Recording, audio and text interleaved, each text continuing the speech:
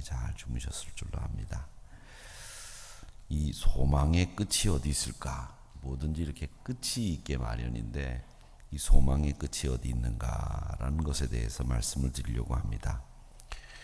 우리 교단의 순교자이신 분들이 유명한 두 분이 계시죠.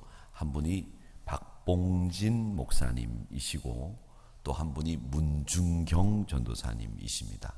문중경 전도사님은 6.25 전쟁 당시 전라도 신안군 일대에서 복음을 증거하다가 공산군에 의해서 무참하게 살해를 당하신 기독교 복음을 증거하기 위해서 공산주의와 맞섰던 순교자가 문중경 전도사님이시고, 이 박봉진 목사님은 철원교회에서 담임으로 신문을 하시다가 신사참배를 강요하는 일제에 맞서서 신사참배를 하지 않겠다, 나는 하나님만 섬기겠다, 이런 각오로 목회를 하시다가 철원경찰서에 구금이 되셔서 취조를 받는 과정에서 매를 많이 맞으셔가지고 풀어주었긴 했지만 나오시자마자 돌아가셨습니다. 그 돌아가신 날짜가 공교롭게도 우리 해방 날짜하고 똑같이 8월 15일 날 또 돌아가셔서 8월 15일 날 추모 예배를 항상 드리곤 했었는데, 이 철원경찰서에서 매를 맞고 죽을 것 같으니까 자기들이 이 사람을 괜히 죽였다, 옛날 요즘 같으면 말도 되지 않는 얘기지만 옛날 그 사람들도 이 사람이 괜히 취조를 받다 죽었다라고 하는 책임을 전가시키기 위해서 장티부스에 걸렸다 거짓말을 해가지고 가족들로 하여금 찾아가라, 데리고 가라, 이렇게 해서 나오셨는데, 가족들이 그 목사님을 이제 구치소에서, 경찰서 그 교도소 구치소에서 이렇게 데리고 나오셨는데, 나온 그 목사님을 보니까 머리를 싹 깎았더래요. 머리를 싹 깎고 그 다음에 몸이 얼마나 많이 맞았는지 머리부터 발끝까지 성한 데가 아무 데도 없고 손가락도 한 2개 정도 부러져 있고 온 몸이 완전히 그 시퍼렇게 검은 물을 부어 잉크를 부어 놓은 것 같은 그런 몸이었다고 합니다. 그러니까 어떻게 살 수 있었겠어요. 너무 많이 맞아가지고 검은 잉크를 부어 놓은 것처럼 그렇게 온 몸이 까맸다, 그렇게 증언을 하십니다. 그렇게 해서 순교를 당하셨습니다. 근데 이 두 분이 우리 교단에 가장 괄목할 만한, 저희들이 주의를 기울여서, 한 분은 일제 신사참배, 우상숭배에 대한 거절, 그리고 한 분은 공산주의에 대한 거절로 순교를 당하셨는데, 이 두 분이 온갖 고문과 매를 맞으면서 죽음 앞에서도 의연하게 그 죽음을 감당하실 수 있었던 까닭이 뭐냐, 이렇게 이야기했을 때에는 한 가지 이유밖에 없습니다. 그 이유는 바로 하나님 나라를 소망하고 있었기 때문입니다. 그 소망이 있었기 때문에 하나님 나라를 바라는 마음이 없고 그 천국을 소망하는 마음이 없었다고 한다면 그 순교 자리에 누가 가겠습니까? 당시에 우리 교단은 교회가 이제 담임 목사석이 공석이 되면 감독대처럼, 지금은 이제 교인들이 목사님을 어떻게 모시겠다, 청빙을 해가지고 당회에서 청빙위원회를 만들고 어떤 목사님이 좋겠다라고 하는 기준을 정하고 그 목사님들을 모셔다가 설교도 듣고 그 목사님이 지금까지 목회를 하신 여러 가지 정황들을 살펴보고 적합한 분들을 이렇게 몇 분 모시게 되면 그 목사님들의 설교를 듣고 교인들의 의견도 듣고, 그런 다음에 당에서 최종적으로 결정을 한 다음에 사무총회를 하고 모시지만, 제가 이걸 자세하게 설명을 드리는 이유는 그 과정을 모르는 성도님들이 많아서 일부러 제가 상세하게 그래도 설명을 해드리는 겁니다. 그렇게 청빙을 하지만 예전에는 그렇게 청빙을 하지 않고 감독제가 있어서 감독이 계셔가지고 우리 교단 감독이 너 어디 가라 이렇게 얘기를 하면 그냥 가는 제도로 교회 담임 목사가 결정됐었답니다. 근데 그때 박봉진 목사님도 철원교회로 가라라고 했을 때 당신이 거기가 워낙 일제가 신사참배를 강요하던 장소였기 때문에 죽을 수도 있다라는 생각을 가지시고 그 이야기를 이미 가족들에게 하셨다는 거예요. 내가 저기 가면 신사참배 반대하다가 죽을 수 있다. 그러니 각오해라. 이렇게 얘기하시고 가셨다는 거죠. 모르고 가신 게 아니라는 겁니다. 그러니까 여러분, 여기에 우리가 더 믿음의 승리자의 모습을 볼 수 있는 것은 모르고 갔다가 우연찮게 신사참배 반대하다가 죽은 게 아니라 내가 거기 가서 신사참배 반대는 우리 기독교 대한성결교회 교단 교리가 그러니 내가 반대를 해야 될 텐데 죽을 수 있다라는 생각을 가지고 가시면서도 그렇게 가실 수 있었던 까닭은 뭐냐면 그 안에 하나님 나라라고 하는 소망이 있었기 때문에 그렇게 가실 수 있었다라는 말씀을 드리는 겁니다. 신년 특별 새벽기도회와 제가 송년주일 송구영신 예배, 또 지난주 신년주일 예배 설교를 다 소망에 관해서 이야기를 했습니다. 근데 이 소망에 관해서 말씀을 드리면서 정작 제일 필요한 이야기는 뭐냐? 우리 소망의 끝, 궁극은 뭐냐면 하나님 나라라는 겁니다. 이 하나님 나라라고 하는 이 우리가 가야 될 최종의 목적지 가나안과 같은 곳이 우리에게 소망으로 있어야 되기 때문에 우리가 이 현세적인 생각, 그리고 우리가 이 땅에서 살아가면서 생각하고 있는 것들, 이런 것들에 대해서는 우리가 지금 여기서 생각하는 것들은 결국 아무것도 아니고 지나가는 것들이고 또 보이는 것들이고 또 이것들은 허망하기 짝이 없는 것들 밖에는 없다는 겁니다. 결국 우리가 붙잡고 나가야 될 것은 하나님 나라에 대한 소망, 이걸 우리가 가지고 있어야 되겠고, 이 순교자들이 가지고 있었던 믿음의 궁극도 하나님 나라에 대한 소망을 가지고 있었기 때문에 그분들이 그 자리에 가서 죽을 수 있는 용기가 있었다는 겁니다. 누가 죽는 자리에 가서 내가 죽는 자리 그렇게 당당하게 담대하게 갈 수 있겠습니까? 하나님 나라 소망이 없으면 못 가는 겁니다. 그 하나님 나라 소망이 있었기 때문에 우리가 오늘 이 새벽에 분명히 알아야 될 것은 기독교 신앙의 소망, 그 끝은 바로 하나님 나라라고 하는 것을 분명히 아셔야 됩니다. 예수님이 그래서 공생애를 시작하실 때 외친 말씀이 뭡니까? 천국이 가까이 왔다라는 말씀을 하셨습니다. 마태복음 4장 17절 말씀에 보니까 그 말씀이 나오는데, 이때부터 예수님이 공생애를, 즉 사생애 30년 동안 아버지 요셉과 함께 목수 생활을 다 끝내고 3년의 예수님 하나님 나라 사역을 하는 공생애 기간에 처음 시작하실 그때에, 그리고 요단강에서 세례 요한으로부터 세례를 받고 나오시는 그 순간, 그때부터 예수님이 무엇을 얘기하셨느냐? 비로소 그때까지 아무 말씀하시고 계시지 않다가 그때부터 시작을 해서 예수님이 말씀하신 것이 뭐냐면 회개해라, 천국이 가까이 왔다, 이렇게 말씀을 하셨다는 겁니다. 근데 여기서 이 가까이 왔다라고 하는 말은 우리가 생각할 때 시간적으로 공간적으로 생각하기 쉽습니다. 가까이 왔다, 내 옆에 왔구나. 시간적으로도 이제 그 때가 가까이 이르렀구나, 이렇게 생각을 하는 경우들이 많습니다.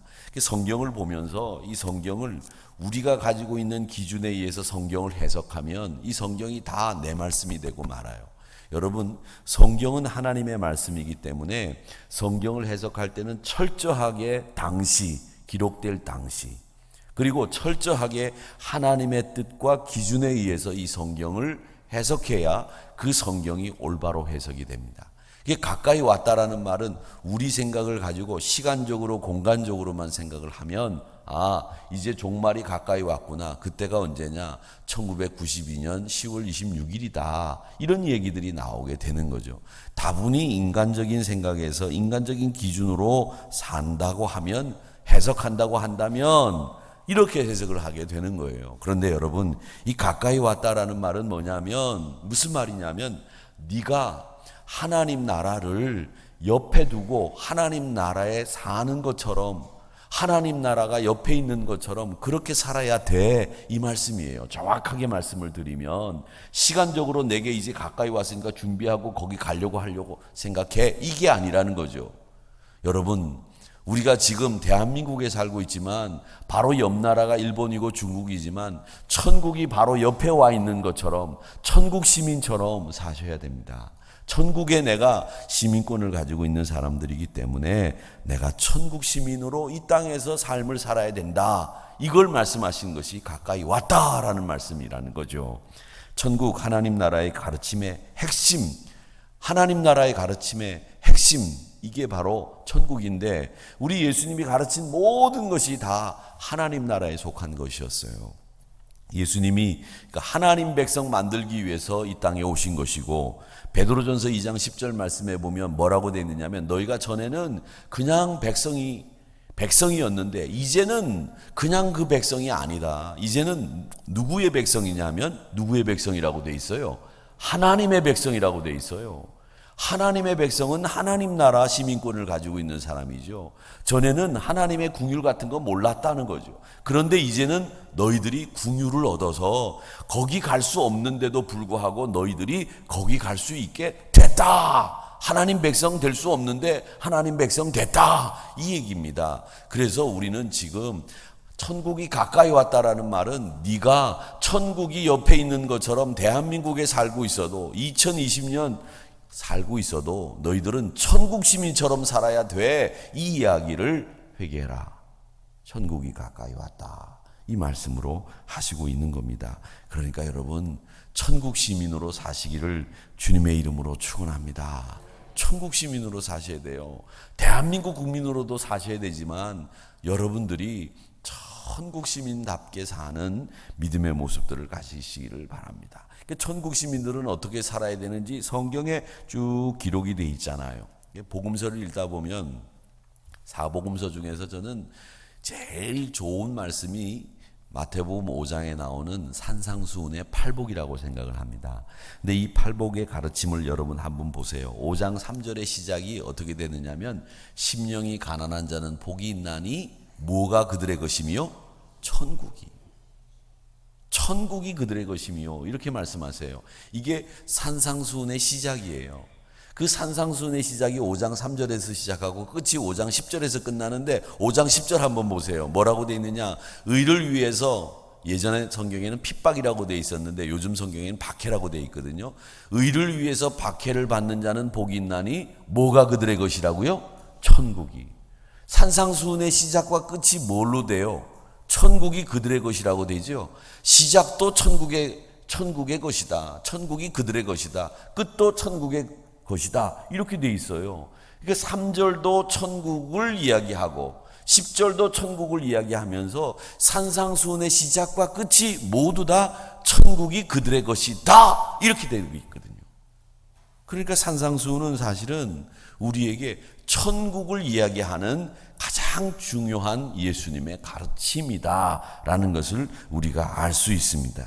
그래서 팔복의 가장 소중한 교훈은 여러분의 나라는 바로 천국입니다. 내가 가르치는 것, 이 가르침은 천국의 가르침입니다. 이 이야기를 하시고 있는 겁니다. 기독교는 현세 위주의 종교가 아니에요. 내세지향적인 종교입니다. 그렇기 때문에 이 땅에서의 삶이 어떻든 이 땅의 삶이 내가 뭐 부유하건 뭐 지위가 높건 명예가 있건 이런 거 별로 상관하는 종교가 아니라 내가 가야 될 그 하나님 나라를 지향하고 가는 것이 이 기독교의 가장 중요한 핵심이에요. 근데 우리가 한국 기독교인들이 정말 많이 추구하는 것이 뭐냐면 현세적인 지향이 너무 많아요. 너무 현세적이란 말이죠.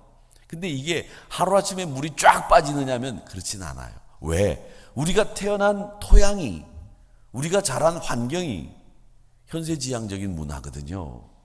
그렇기 때문에 우리 신앙도 현세지향적인 신앙으로 약간 이렇게 모양이 또 방향이 틀어져 있어요.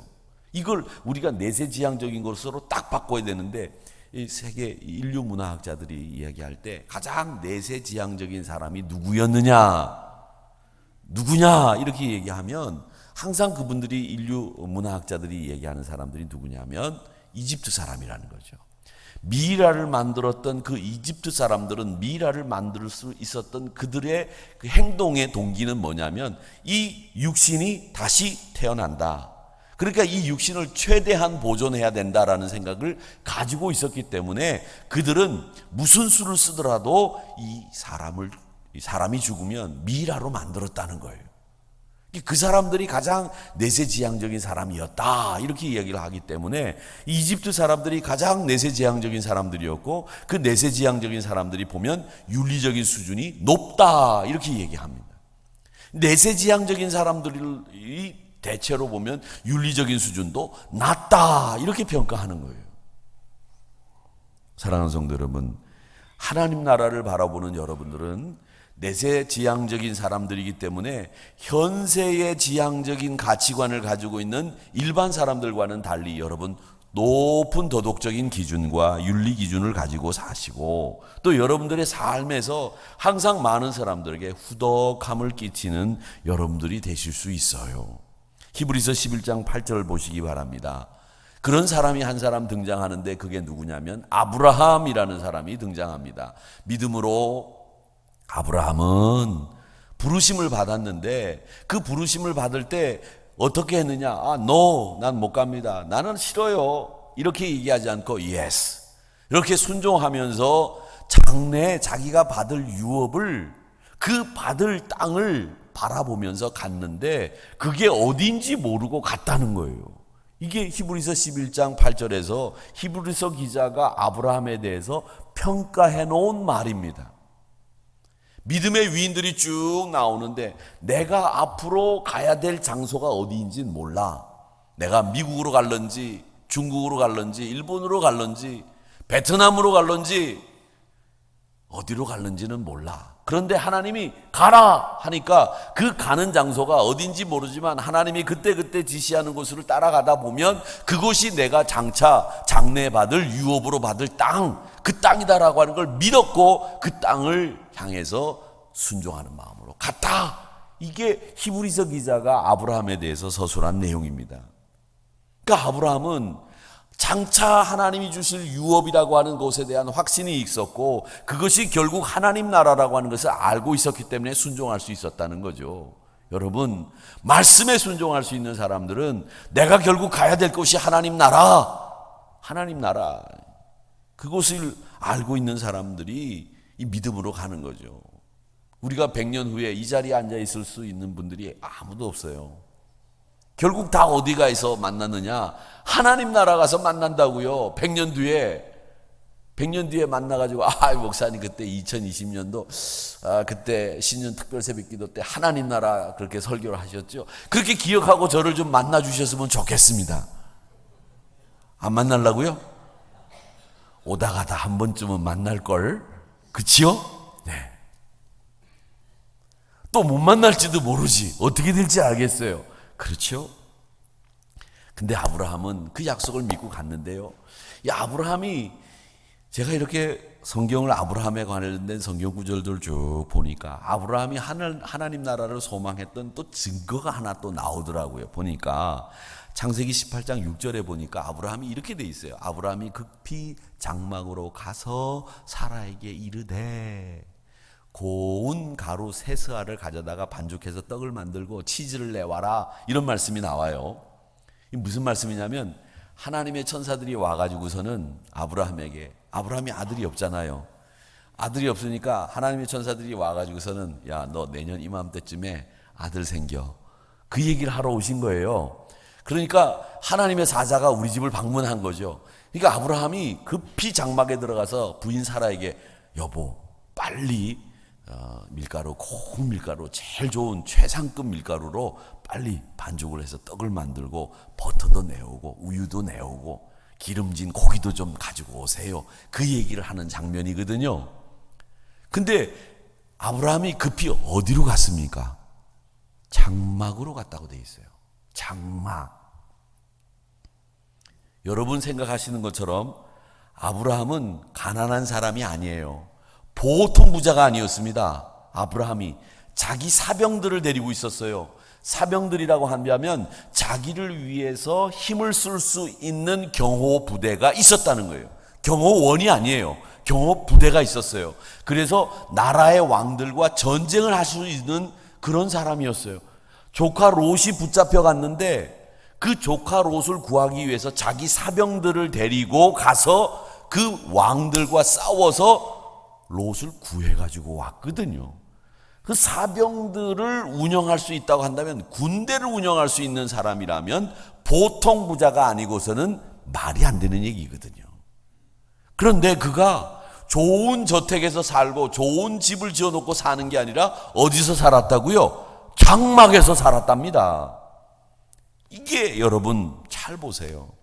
그러니까 아브라함은 결국 내가 가서 머물 진짜 좋은 집은 어디냐? 하나님 나라에 있는 하나님이 예비해 두신 그 집이 내 집이라고 하는 생각을 갖고 있었기 때문에 이 땅의 편리함보다는 평생 천막에 살면서 하나님 나라의 그 내가 살게 될 그 집을 이 땅의 삶은 나그네 삶으로 알았기 때문에 그는 본향에서 거하는 삶을 살았기에 그 많은 재산을 가지고서도 불편한 장막에 살 수 있었다는 겁니다. 사랑하는 성도 여러분, 편하고 재미나고 풍족하고 그렇게 사는 거 다 원합니다마는 하나님 나라를 믿고 소망하는 사람들은 세상을 가까이 하는 것보다는 하나님 나라를 가까이 하기를 위해서 살아가야 됩니다. 그래서 여러분, 우리가 세상에 살다 보니까 이 세상은 참 재미있고 좋아요. 얼마나 재미있습니까? 이야, 맛있는 것도 얼마나 많은지. 그 뚱뚱한 백지성을 가진 분이 다니면서 이거 맛있다 그러면 그냥 거기 몰려가가지고 줄을 서가지고 먹는데, 어디 가끔 가보면 여기가 왜 이렇게 장사가 잘 돼요? 그러면 백지성을 가지신 분이 와서 여기 와서 한번 먹고 가가지고서 방송에 한번 나갔더니 뭐 여기 줄을 서가지고 번호표 받고 밥을 먹습니다.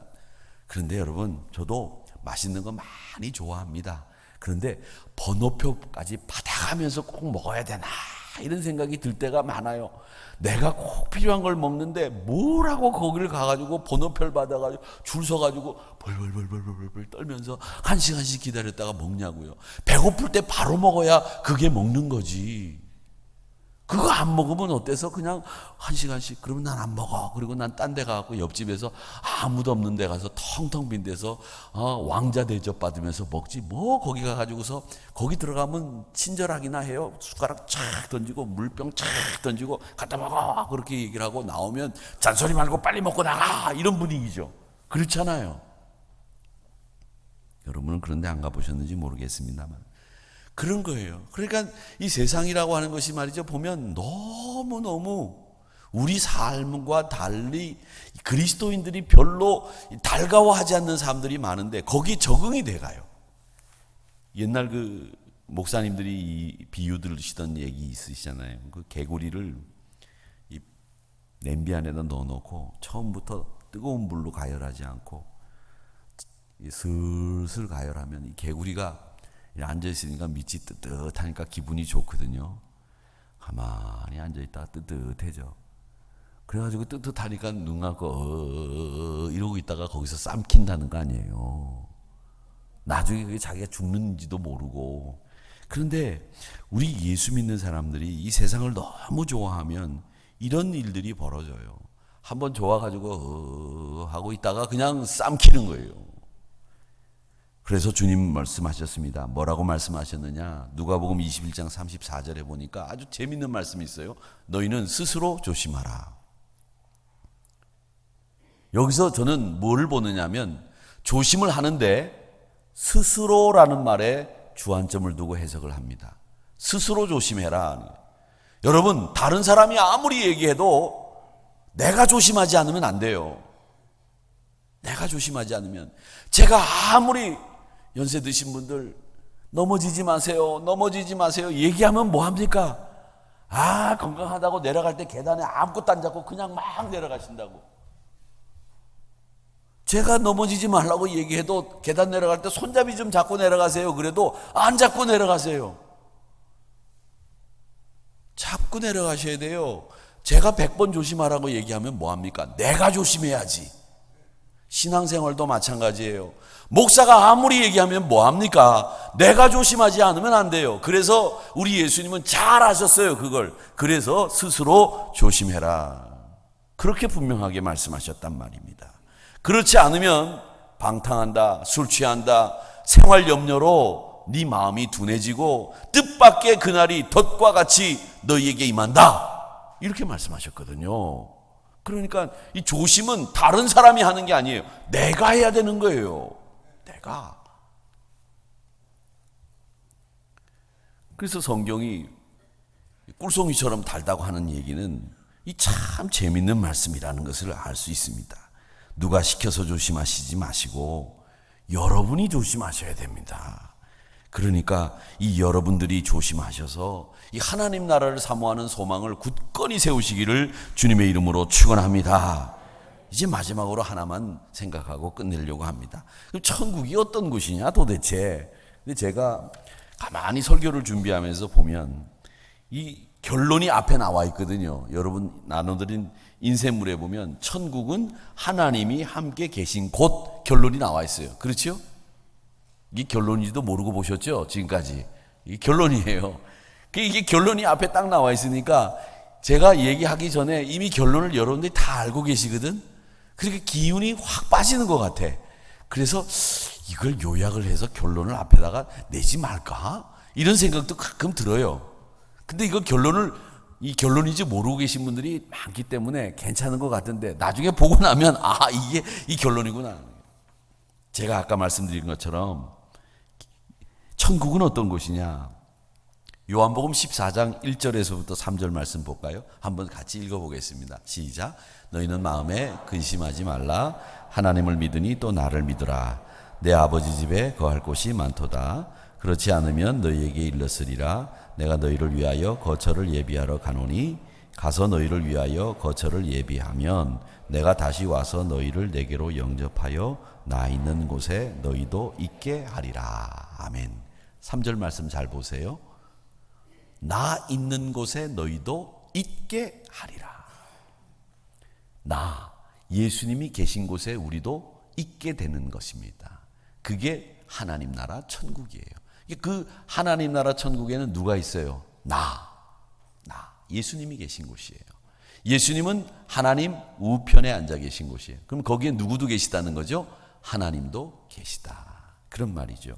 더 중요한 것을 한번 오늘 본문이 뭐라고 말씀하시느냐 하면 그 하나님 나라는 어떤 곳이냐라고 하는 것을 2절 보시기 바랍니다. 21장 2절 한번 같이 읽어보겠습니다. 시작. 또 내가 보니 거룩한 성 새 예루살렘이 하나님께로부터 하늘에서 내려오니 그 준비한 것이 신부가 남편을 위하여 단장한 것 같더라. 이렇게 되어 있습니다. 새 예루살렘, 그 하나님 나라가 누구로부터 온다고요? 하늘에서부터, 하나님께로부터. 어디서부터 오는지 그 출발지가 명확하게 기록되어 있어요. 하나님께로부터, 하늘에서부터 오는 곳이 하나님 나라, 이렇게 되어 있어요. 그러니까 하나님 나라, 천국은 어떤 곳이냐? 하나님이 함께 하시는 곳이에요. 그게 천국이에요. 그렇다면 이 하나님이 함께 계시는 곳이라고 한다면 여러분 그 나라가 멀리 있습니까? 아니면 지금도 하나님 나라가 될 수 있습니까? 지금도 하나님 나라가 될 수 있어요. 여러분이 살고 있는 이 공간이, 여러분이 살고 있는 이 시간이 하나님 나라가 될 수 있다는 것이에요. 천국이 될 수 있다는 거예요. 왜? 하나님이 함께 하시면 그곳이 하나님 나라니까.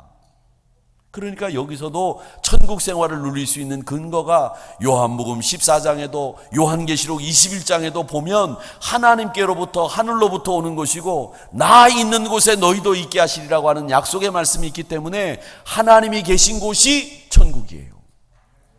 내가 가게 되는 하나님 나라는 이제 다른 사람이 없고 다 하나님만 섬기고 하나님만 경배하던 하나님이 계신 곳 완벽하게, 그게 천국이에요. 그리고 여기도 대통령도 있고 예수 안 믿는 사람도 있고 악한 사람도 있고 이 사람 저 사람 다 있지만 우리 예수 믿는 사람들이 하나님 모시고 살면 여기가 천국이 될 수 있다. 그걸 여러분 아시기를 바랍니다. 그러니까 천국이 가장 중요한 본질은 뭐냐면 하나님과 함께 사는 나라, 그것이 천국입니다. 하나님 나라입니다. 그리고 천국의 본질은 뭐냐면 그 하나님과 구원받은 성도들과 함께 사는 곳, 그게 하나님 나라다라는 거죠. 반대는 지옥은 뭐예요?